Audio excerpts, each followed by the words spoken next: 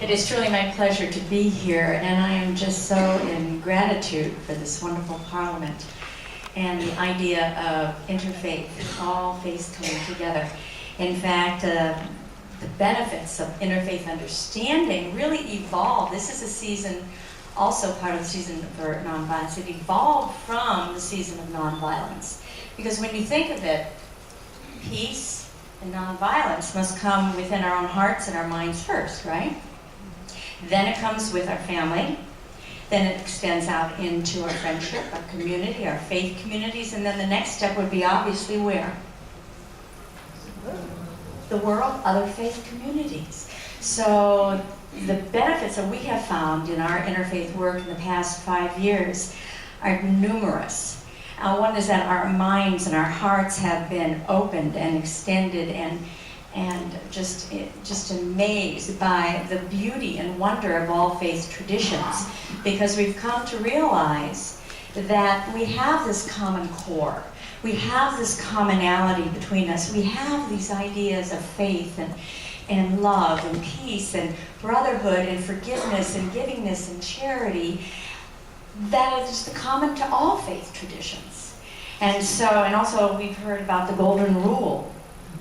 That's common with all the faith traditions. In fact, one of our interfaith summer nights, my husband Steve and I were sitting there at the very first one we actually coordinated, and I'm sitting there, I'm listening to the Hindu speaker, I'm listening to the Buddhist speaker, and I'm thinking, I must be Hindu. I believe that.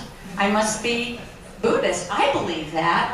As you start to realize so much, and it gets us deeper in our own faith also as we extend our minds and hearts to other faiths.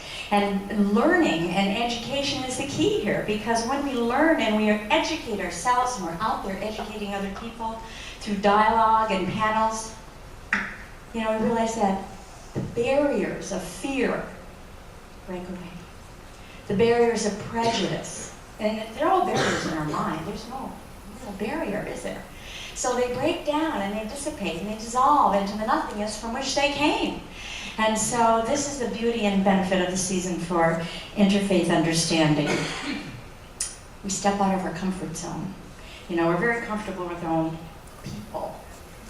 But in this season, we extend our hand out and we step out and we join people in their rituals.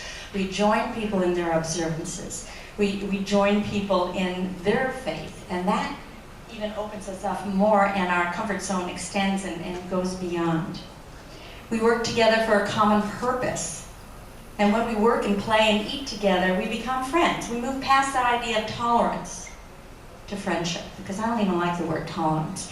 And the last, I think most important, two last things. I know I have only a few minutes. Listening is the key.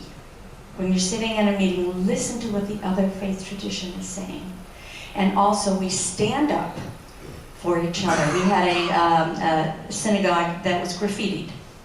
And so we called and asked the Rabbi Kane, what can we do? And he says, right now, nothing. I've had the Catholics knock on my door. I've had the Mormons knock on my door. I've had the Islamic Education Center come over with buckets and water and sponges.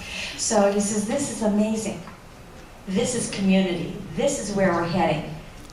We are one family, under one blessed universe, God, whatever the God of your understanding or energy.